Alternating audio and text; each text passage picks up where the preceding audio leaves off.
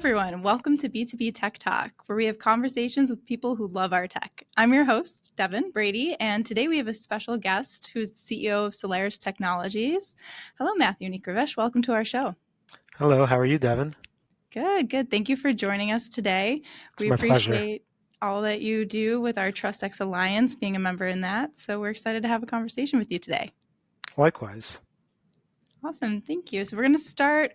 I know the times are a little bit different, right? We're navigating some changes in our technological landscape and our industries. So I thought it'd be helpful if you could tell us a little bit about what your company, Solarus Technologies, and you as a CEO kind of navigate those challenges. Sure. So just to start, Solaris is a managed services provider, and we're located in Midtown Manhattan, New York City, and we just passed our 13-year anniversary. And my role as the CEO is really to be the face and the liaison between the clients and our tech team, not necessarily the day-to-day stuff, but just being there to be a sounding board for our clients. I'm focused on growing the business. I'm focused on vendor relations, like the great relationship we have with Ingram, and just being the voice of the customer. The voice of the customer is probably sometimes not necessarily the loudest in the room, but definitely the most important to hear. So part of staying on track as a business, staying true to your core lines of focus. And you mentioned in an article recently that a big priority is customer service and prioritizing customer care. So I was wondering if you could tell us a little bit about what that customer experience means to you. My biggest thing is, clearly communicating and setting the proper expectations with the clients. And the real thing that I like to focus on is everyone's been here, right? You call the refrigerator repair person and they tell you we're going to be there on Wednesday between 9 and 5, and you're immediately frustrated because you don't know if they're showing up at 9:01 or at 4:59, and your entire day is shot.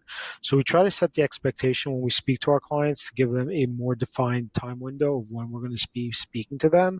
I find that sets them at ease and they know exactly what to expect. And this is not just on service tickets and day to day, but it also comes into play, in pre-sales and post-sales if we're working on a project. In addition, on the customer service side, just making sure the customer has a great experience overall. We use a few different tools, one of them being Client Giant, which automatically engages our customers on a quarterly basis, and it ensures that we're quote unquote touching them each quarter. So whether it's a gift, a message, things like that. So we're always top of mind with them. That's perfect. Yeah, a touch base every once in a while just to remind you that they're there. Has there been a favorite addition or box or thing that you use through Client Giant that has been really impactful for your customers? So we typically use the annual package, which sends our clients a gift every quarter. We get a lot of feedback on it, but I think the one that comes to mind right now that we got the most feedback on was a pink Himalayan sea salt set. It just seemed to go over really well with clients. And it's nice because some clients that we hardly hear from because everything is humming along really great, they'll reach out and say, hey, I love this gift, or I used this gift at a gathering I had in my house, and it keeps us top of mind with them. Especially something like Himalayan sea salt that you may use once a meal, right? It's perfect. Exactly. Perfect. And you mentioned that good customer service starts from within. So how does Solaris prioritize training and employee experience to help? All of our employees get at least one training per year, and that's training that we conduct on company time with company dollars. But we empower our people to get as many trainings and certifications they want throughout the year. Anything that they want to do above and over the one, we will cover the cost of their materials, we'll cover the cost of their certifications, but they take that on their own time. In addition, we have something called Charm School that a consultant put out, David Russell, and all of our people go through this Charm School. And it's really a way to help them understand customers, customer service, what to say, when to say it, and how to say it. And we have all of our folks do that as well. And the other thing that I think is important for other managed service providers to look into is available grants through the city or state. We've applied multiple times for training grants that we've been awarded, where it takes a big chunk of that investment away from us and the city or state is paying for it. That's an awesome avenue that most people might not think of doing. Business is important for companies like Solaris, but sometimes giving back to the communities in which you do business is even more important. We know from our recent conversation with you that Solarus has a large non-for-profit division and works with the not-for-profit in the New York metro area quite a bit. Would you be able to go into that a little bit for us? We don't necessarily have a vertical, but if we had to pick one, it would definitely be nonprofits. We find that we do a great job with them.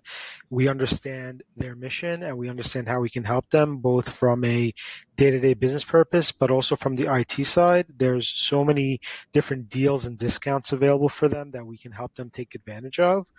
But it goes further than that. After we start working with a nonprofit, what else can we help them do to fulfill their mission? It's not just about IT. So does it mean, if a nonprofit's currently looking for a new law firm, maybe we can team them up with one of our current law firms that we work with to help, put those two companies together. Also, the biggest thing that we've seen value with our nonprofits is our employees enjoy working with them. They find that they're giving back to a good cause, they're giving back to their community, and we'll do different events with them. Just last week, we attended a gala in New York City for one of our nonprofits, which was great. And the same week, we attended a water race. It was a rubber ducky race in the water for another nonprofit. And I think next week it's a beer tasting event mixed with Girl Scout cookies. So they're doing a pairing. So and we have our team go, clients there, and just gives us good face time with them. And does that have an impact, with your customers and clients that you work with that are not necessarily those nonprofit? You said the impact on your employees, but have you seen any, response from your customer base as well? Absolutely, because we post it all on social media, so we get some feedback from our clients, but a lot of times we'll end up inviting them as well. So if it's something that we know they have a close tie to, we'll invite them to those events, and they could be part of our team for that day. I love that. It gives a in your neighborhood kind of feel to a company, which is perfect. Abs- Absolutely. You mentioned that you're a member of Ingram Micro's SMB Alliance for 12 plus years, but you've recently just came over to the TrustX Alliance community. Can you share with us, what the communities have done for you as a business owner and maybe your business as it pertains to mentorship? SMB Alliance for the past 12 years was amazing for our business, not only with the visibility we got with vendors and manufacturers and through the Ingram organization, but also helping me establish relationships with my peers that do the same thing I do. Part of the community, I think, is just therapy. You may be having a bad day and you might talk to one of your buddies and they're going through the same thing. So, you're not just alone by yourself. And others is just, using them as a sounding board. Hey, what are you going through right now? Have you dealt with this problem? If so, what did you do to, overcome it? So just having that available is a huge benefit of the community. And I find myself that, now I'm in that position where I'm able to be a mentor and help my fellow members give back to them. Awesome. So by engaging with those, peers, it gave you the skill set to help now as a mentor. So it's the other side of the table for you, which is a really awesome experience and a path that we can provide, which you're kind of doing for your customers as well through your focus on customer service being top of mind and ways to engage, your employees in that journey as a company. So thank you very much. Is there any, final tips, tricks, pieces of advice you could give to your industry peers? Well, the other piece of the community is, always having a resource. So we're less likely to walk away from deals if we don't have the specialty in house. So we're able to contact, the TrustX Alliance community and see who can help us with a particular project that's coming up. So that's another big piece of this that enables us to support our clients properly without having them go to another provider that's an unknown to us. All right. Before we head out, Matthew, I know that you mentioned when you're not, wearing your CEO hat and working around the office, you kind of dabble in cooking. Maybe that had something to do with the Himalayan salt package that was introduced to your customers. Do you have any, favorite things you've recently cooked for spring, summer kicking off? Sure. So it actually didn't have to do with Himalayan salt, but it did had a big part to do with the pandemic. During the pandemic, we were doing all these SMB Alliance events, and you guys were sending us cooking kits and we had different webinars with chefs and stuff, and that really spurred it for me. So my big thing right now is cooking. I love cooking Italian dishes, so like penne alla vodka. I like making fresh fish dishes, but mostly I focus on latte art. And I recently just did a latte art competition, so that's really my passion right now, working with coffee. Do you have a favorite flavor add-in for the summer, seasonal flavor? I think it's an all year flavor. It would just be vanilla, nothing fancy with the flavor. All right. That's an awesome skill set. I bet you your employees would appreciate trying some samples in the office mid-afternoon. Eh, Pick me up eh, espresso. Yeah, I'll have to go in there and be a barista for a day. Well, I know your employees appreciate all the different things that you bring to the table now, including some additional cooking, being test some of your recipes and things that you can bring into the office. We appreciate everything that you brought into the TrustX Alliance through your experience and journey path as a CEO here. So thank you so much for being a partner with us and joining me on the show today.